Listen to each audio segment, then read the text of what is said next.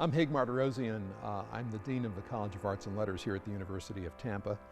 And we're sitting right now inside of Sykes Chapel and Center for Faith and Values here on the campus, which is one of our newer buildings. It's been here for about 5 years. This chapel was a gift to the university by John Sykes, who's a very prominent citizen of Tampa. And John has been a longtime friend, and at one point or another he suggested to the university that it would be important to have a place where students could gather for spiritual, ethical purposes. The building itself is sort of a synthesis of several design influences.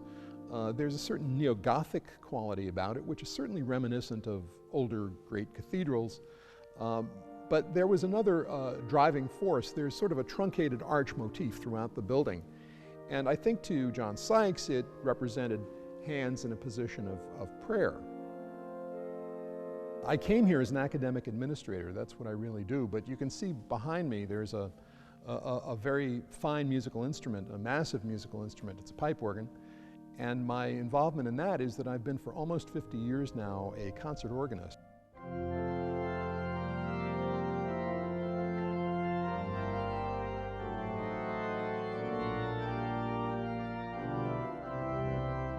Pipe organ is one of the most complex and one of the most mysterious instruments ever invented. And that's what drew me to it initially. Like many young musicians, I started as a pianist, but it didn't take me much time to discover the mysteries of this wonderful instrument.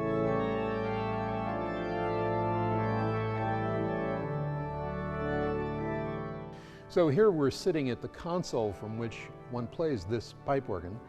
This is not the organ itself. A lot of people seem to believe that this is where the sound comes from. It doesn't.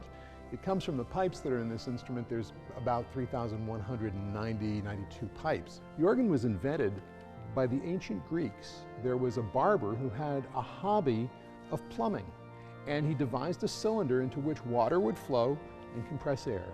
And once he had compressed air, there was a question of, what am I going to do with this compressed air? So he attached a big whistle to the end of it. That principle is exactly what you see here 1,000 or more years later. So on the one end, there's lots of whistles in this instrument, well over 3,100 whistles, but they still work the same way as that ancient one did. And by the same token, I can control which of those I play through a computer that enables me to select combinations of these stops on the organ at will.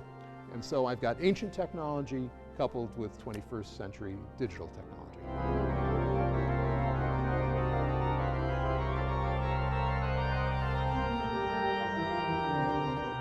This is not a chapel in a very specific sense. That is to say, it is not a place associated with a particular denomination of religion of any kind.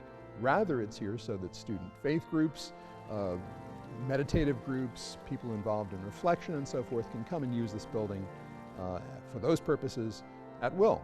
But I can tell you that it's an inspiring place in which to make music. And that's not just my reaction. We have many guest artists who perform here as part of the concert series that we run. And to a person, they tell us that this room motivates them to make beautiful music better than many other places. Audiences feel the same. They feel as though they're inspired by this relationship of space, of light, and of sound.